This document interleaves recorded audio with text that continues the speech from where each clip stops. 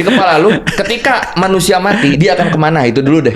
Gila, memang Apakah dia pintar langsung- banget ya nyederhanain masalah ya. Apakah langsung iri hilang gua. gitu aja, atau ada kehidupan lain? Menurut lu gimana? Iya. Setelah Ada. manusia mati, Atau apa apa? reinkarnasi, apa udah gelap aja? Berarti kalau misalnya Saya nanya.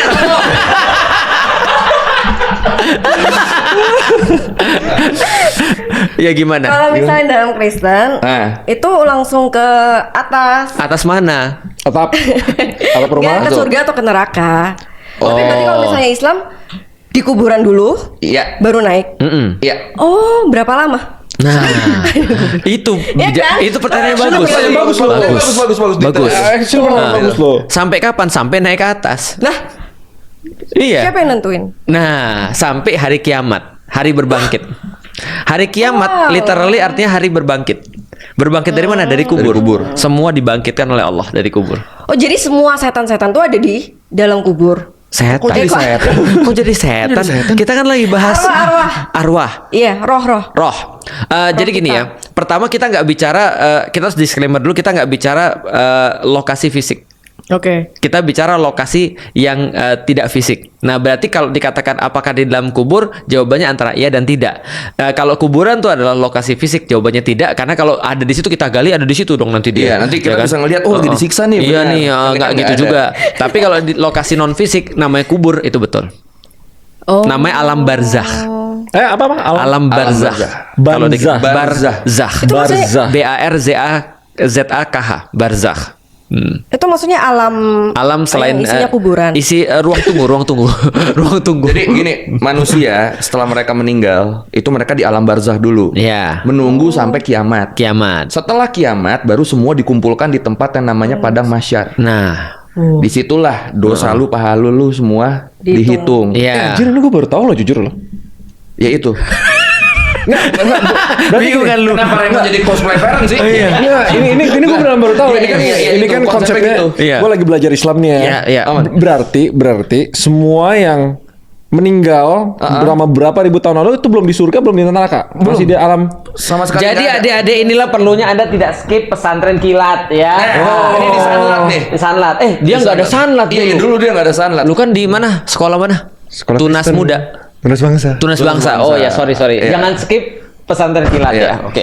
Jadi semua, semua yang meninggal sekarang, bahkan di zaman nabi-nabi sebelumnya belum ada yang di padang mahsyar. Iya. Semua menunggu di alam barzah. Nah, tergantung berapa lamanya. Ada yang bilang 1000 tahun, ada yang Iya. 2000 tahun, tergantung kita matinya kapan. Kalau kita mati hari ini besok kiamat ya berarti cuma sehari. Oh, loh, berarti alam barzah. Iya. Barzakh. Barzakh. Barzah. Heeh. Itu kuburan. Bukan. Oh, siksa kubur. Siksa kuburnya di mana? Siksa Kenapa kubur. disebut siksa kubur? Karena Iya. fisiknya ada di kuburan. Iya. Tapi alam barzah itu Bukan tidak fisik. literally ada di kuburannya. Tapi disiksanya di alam barzah. Iya. Di alam barzah. Oh, langsung disiksa. Belum Disiksa. neraka, belum surga, tapi udah disiksa. Belum, udah disiksa. Oh, Jadi- jadi kalau ada hal baik, kenikmatannya juga. Betul. Jadi siksa dan kenikmatan itu preview sebelum nyampe ke tempat yang sebenarnya. Teaser lah. Teaser. Teaser. Oh, berarti nggak separah kalau misalnya di neraka beneran. Nggak separah. Contohnya parah lagi diapain? nanti. Contohnya ya, di dalam salah satu hadis orang-orang yang disiksa di kubur itu, pertama ya, pertama diperlihatkan tempatnya nanti di neraka seperti apa. Cuma dilihatin doang, itu pun udah stresnya luar biasa dia. Di videoin.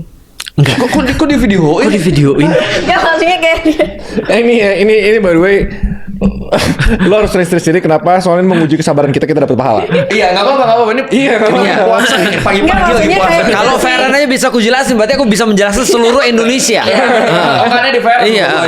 enggak, maksudnya dikasih rekaman gitu loh. Bukan maksudnya di preview di teaser tuh maksudnya nih udah ditiksa sisa tipis-tipis loh. Iya. Oh. Iya. Oh. Diperlihatkan dan disisa Iya, tipis-tipis. heeh. Bukan nggak pakai video literally ini ditonton tuh nanti neraka kayak gitu tuh. Nanti kamu digituin nggak yang gitu. Oh gini deh, kalau kita bahas kenikmatannya dulu ya. Tapi kalau orang-orang yang baik di dunia, dia juga akan diperlihatkan tempatnya nanti di surga kayak apa. Contoh gini, Feren mau diajak sama Raymond misalnya ya, yuk semua timku pergi ke Jepang misalnya. Udah dilihat tuh, kita akan pergi ke sini, udah seneng belum? Udah. Bahkan sebelum pergi udah seneng kan. Tapi kalau misalnya kita diperlihatkan yang jelek-jelek, yang ngeri-ngeri, kita bakal disiksa. Sebelum disiksa aja kita udah ngeri sendiri. Iya, karena mental duluan. Tapi di alam itu dibagi dua nggak? Yang baik sama yang jahat gitu. Yang baik sama yang jahat tayangannya berbeda. Tapi maksudnya di dalam satu ruangan. Masing-masing. Masing-masing. Alam barzah masing-masing. Iya, itu nggak ada bareng-bareng. Lu nggak punya teman. Iya. Baru lu akan dikumpulkan tuh di padang mahsyar itu. Tapi Betul. itu pun nggak ada yang peduli satu sama lain. Iya. Karena orang pada khawatir dengan dirinya sendiri kan. Udah ustadz dia, serius. Kamu ustadz ya? Wih, enggak. Serem banget nih gue nih. Gini. Kata lu dia jin, sekarang kata lu dia Iya, ustadz. Yang menyamar jadi ustadz. Tapi jin kan Bisa, pinter nggak sih? bisa. Bisa itu bisa. Ah, Itu bisa. Kayaknya itu paling cocok deskripsinya Iya. dia. Makasih ya. Tapi itu kan sebenarnya balik lagi kayak yang lu nanya kemarin kan. Gue sendiri juga sebenarnya nggak bisa jawab. Nggak. Tapi mama dari dulu ngajarin konsep pahala gitu. Iya. Pahala kan yang selalu universal konsep yang dipahami sama semua umat muslim. Iya. Iya. Kita berbuat baik, kita dapat pahala. Itu kan kayak hitung-hitungannya kita nanti di Alam Masyar. barzah dan kiamat dan hereafter Iya. lah. bahwa kita bakal diukur Iya. kebaikan sama kejahatan kita Iya. gitu loh. Jadi konsep pahala itu sebenarnya diciptakan nama siapa? Oke, jadi gini. Pertama konsep pahala dan siksa. Jadi pahala lawannya juga siksa. Jadi betul tadi pahala kubur ya. Pahala kubur. Ya, jadi pahala sama siksa itu adalah sebuah konsep yang saling melengkapi. Karena kenapa? Karena gini. Menurutku konsekuensi daripada segala sesuatu yang ketidakadilan di dunia injustice kita pernah bahas adalah ada hereafter. Kan kita udah bahas escape from injustice ya. Nah, jadi kita bahas ketika escape from injustice bahwasanya injustice di dunia itu nggak semua kebayar di dunia. Maka ketika nggak kebayar di dunia ada konsep kemudian hereafter. Ada konsep pembayaran nanti setelah kita mati. Yaitu adalah kemudian ada konsep pahala tadi itu. Maka pahala bisa kita katakan currency ketika di akhirat. Nah, Ketika itu yang bukan di kayak dunia. jelas. Currency-nya Mata itu. uangnya, Mata uangnya. Jadi gampangnya gini, kalau ada sesuatu yang kita rasakan nggak enak ketika kita di dunia dan kita lakukan itu karena kebaikan, itu langsung di-convert jadi currency-nya di akhirat. Pahala itu. Contoh misalnya ya, kita lagi puasa nih sekarang. Ada perkara-perkara yang halal kita tinggalin, kita nggak makan. Istri kita yang halal kita juga nggak sentuh karena di bulan puasa ya. Nah itu kemudian kita kan rasanya kan nggak nyaman ya. Nah itu di-convert jadi pahala. Kenapa? Karena kita lakukan untuk Allah. Kita nolongin orang dan kita keluar duit ketika nolongin orang. Tapi kemudian ketika dia cuma di dunia berkata, makasih ya mas, udah nolongin aku. Tapi yang kita lakukan itu, yang kita hilang itu di-convert kemudian jadi pahala. Semua yang kayak gitu itu namanya pahala tuh. Tapi kenapa orang berlomba-lomba kayak cari pahala gitu loh? Kenapa ngelakuinnya nggak tulus aja? Paham gak sih? Nah, ya, gua ngerti. itu bagus. Itu bagus. pertanyaannya. Itu bagus. Soalnya kalau misalnya di Kristenis, tahu kayak kita ngelakuinnya memang untuk Tuhan gitu loh. Jadi nggak ada yang hitung-hitungan gitu. Terus ya Tapi kan di Kristen juga ada surga kan? Ada surga neraka kan? ada. Ada kan? Iya nggak apa-apa. Emang nggak tahu. Enggak. Enggak, lu bukan mahram, jadi nggak boleh pegang-pegang. Yang jauh ya, buntung. Batal puasa. Langsung paling Iya. pasir. Jadi gini, di surga di Kristen juga ada surga neraka kan? Heeh, ada. Yesus sekarang ada di mana? Surga. Surga. Berarti surga juga ada kan? Iya. Nah, berarti di surga tuh ada apa tuh kalau di Kristen? Ada Yesus. Selain ada Yesus? Ayo lo. Selain ada Yesus, ada malaikat. Ada malaikat. Selain itu kenikmatannya apa kalau di surga? Belum pernah ke sana sih Ustaz. Nah, nggak pernah dikasih tahu di Bible. Oh. Ketahuan gak baca deh. Hati-hati lu dilihat sama pendeta lo. Oke, nggak apa-apa. Jadi gini ya. Scam aja. Jadi Gak tahu apa-apa. Oke, jadi gini. Surga itu ada karena orang ada banyak level-levelnya. Contoh misalnya kayak gini ya. Ketika aku lagi ngajarin anak kecil, aku nggak bisa ngajarin dia bahwa berbuatlah ini karena ini adalah kamu. This is identifying you. Itu aku bisa bilang begitu. Aku cuma bisa bilang begini. Kalau kamu nanti hafal Quran gitu kan ya. Kalau kamu hafal 1 juz, Abi beli ini ya yang kamu suka. Ya. Nah maka dia bilang, benar nih Bi, benar. Maka dia semangat menghafalkan Quran karena ada rewards. Bukankah pahala juga rewards kan gitu kan ya? Iya, benar. Tapi ketika dia sudah gede, misalnya contoh dia sudah SMP atau SMA, aku nggak bisa menggunakan yang sama lagi. Karena begitu kemudian aku bilang, nanti Pak Abi beliin sepeda ya, dia bilang, sudah punya sepeda. Apalagi ketika dia udah kerja, aku bilang nanti Abi beliin ini ya, dia bilang apa? Gue bisa beli sendiri. Maka harus ada nilai lagi yang di atas itu. Apa nilai yang di atas itu? Berbuatlah ini karena dengan berbuat ini bisa bermanfaat buat orang lain. Kamu nolongin orang loh sebenarnya. Misalnya contoh, kalau kamu sedekah, kamu nolongin orang loh. Berarti bukan karena pahala lagi, tapi karena dia lihat dia bisa nolongin orang-orang lain. Tapi lebih atas lagi, bahwasanya aku nggak peduli, this is me. Adalah aku orang yang sangat pemurah. Adalah aku orang yang ngafalin Quran. Adalah aku orang yang pembelajar. Dulu kita belajar disuruh kan? Sekarang kita belajar disuruh nggak? Enggak, berarti ada motivasi yang berbeda-beda.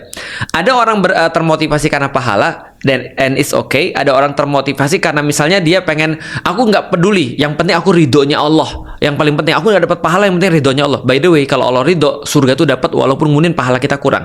Atau kalau kita diridhoi oleh Allah, kita akan dapat surga kita nggak akan masuk neraka walaupun kita banyak dosa.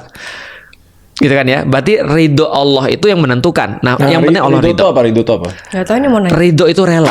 Ridho itu bukan rela. Apa ridho itu ya? Ridho tuh aku apa ya? Ridho tuh apa ya? Ridho tuh kayak semacam ridho Allah kan maksudnya. Ridho Allah tuh kayak ikhlas memberi izin membeli segalanya gitu loh. Apa ya? Menerima. Aku rela. Contoh misalnya aku bilang, aku ridho kalau andaikan Raymond jadi ustadz.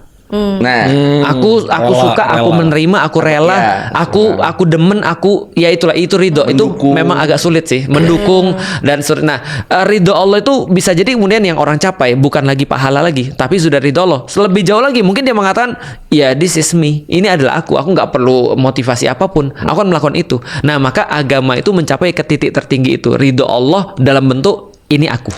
Ridho Allah itu udah paling tinggi. Udah paling tinggi. Kalau bentuknya this is me. This is me. Artinya kita benar-benar melakukan itu karena Allah dan benar-benar bebas daripada niatan-niatan yang lain. Tapi kalau misalnya pahala chasers nih, pahala hunters yang belum ridho, dia ngelakuin karena dia tahu ini bukan karena ridho Allah. Bahkan mungkin ngejar pahala karena fear. Iya, fear and hope. Kalau misalnya lebih ke fear. Fear berarti takut neraka. Takut neraka aja gitu. Itu juga jadi ini menariknya adalah di dalam Islam. Ada kata-kata begini.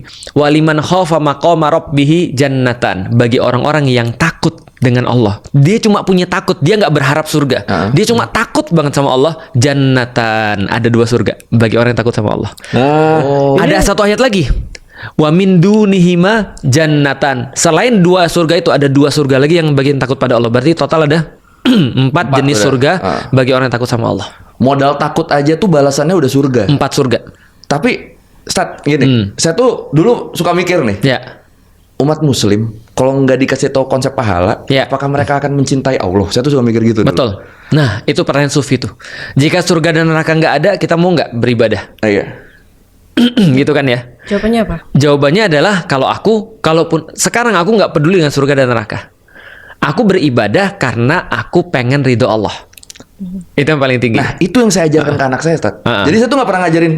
Nanti masuk neraka kalau nggak sholat, nanti dapat pahala. Karena kan saya tuh ngerasa itu terlalu transaksional kan. Betul, transaksional. Akhirnya saya itu, ayo kita sholat.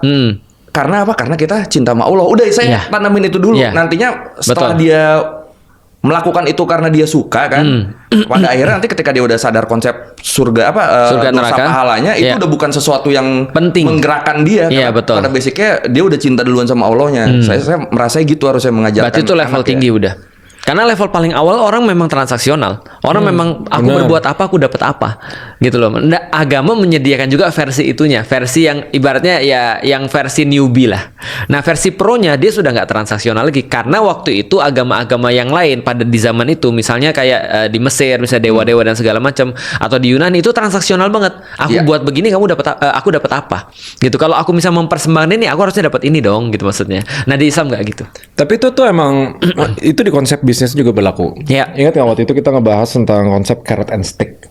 Apa? Carrot and stick. Carrot and stick. Oke, stick and carrot. Tuh, karena itu dari basisnya psikologi manusia. Rewards and punishment. Rewards and punishment itu dari 2 emosi yang paling kuat, fear and hope. Selalu pasti ada kontrasnya. Dan lebih kuat fear daripada hope. Jauh lebih kuat fear daripada hope. Sebenarnya ada juga nanti ini bakal panjang, lebih kuat kegelapan daripada keterangan. Betul. Gelap selalu ada. Dark force. Iya, gelap itu selalu ada dan gelap cuma nggak ada kalau terang itu ada tapi gelap tetap ada. Bingung kan lu? Nah itu basically tetap kayak gitu lah, carrot and stick gitu loh. Cuma ada orang-orang tertentu dia kayak gini, carrot and stick itu biasanya dilakuin untuk level karyawan. Dan yang di bawah. Betul. Ini analoginya sistem pahala nih, orang hitung-hitungan dan lain-lain yang nggak terlalu yang taraf berpikirnya kurang tinggi. Iya. Itu bahasa kasarnya. Tumben lu ngomong agak sopan. Ya, nah aman. Gua udah sopan sekarang. Itu yang pernah kita bahas ini kan. udah gua puasa tanggal berapa nih? Itu udah tanggal 6. Tanggal 6. Jadi yang udah halus ya. Udah halus. Udah halus. Yang kita bahas kemarin bahwasanya aturan itu adalah untuk orang-orang yang paling rendah dalam sebuah society. Aturan ritual, benar, transaksional yang gampang diikutin. Iya. Nah, kalau untuk orang-orang yang di atas, owner, business owner, enggak, mereka ngelakuin itu bukan gara-gara ada aturan carrot and stick gitu loh. Contoh ya, masuk kantor jam 8 itu untuk karyawan. Ya, Kalau dia sudah level owner, dia nggak akan datang jam 8. Dia akan datang jam 7 atau jam 6. Bapakku bilang, semakin tinggi jabatanmu di satu perusahaan, berarti kamu harus datang yang paling pagi dan pulang yang paling malam. Kenapa? Karena kamu di atas, level manajemen tingkat atas. Tapi contoh ciri karyawan adalah dia selalu tenggo. Datang jam 8, pulang jam 5, jam 5. Dia nggak mau go extra miles. Dan siapa yang ngatur owner? Coba, kenapa sampai owner bisa datang lebih pagi, pulang lebih malam? Siapa yang Kenapa? ngatur dia? Dirinya sendiri. Karena dari message sih sebenarnya kayak gitu. Kalau buat bisnis misalnya, karena itu purpose Dia gua, mencari itu passion ridho. gua gitu misalnya. There is me gitu misalnya. Ya, this is me bisa. Dia mencari ridho Allah atau this is me tadi. Ini adalah aku. Dia mengartikan karena masa aku yang punya perusahaan atau yang di atas manajemen nggak lebih peduli daripada orang. Kalau aku datang lebih awal, aku bisa tahu apa yang terjadi sebelum karyawanku terjadi. Makanya ciri-ciri pemimpin kan kalau lapar dia duluan, kalau kenyang dia terakhir.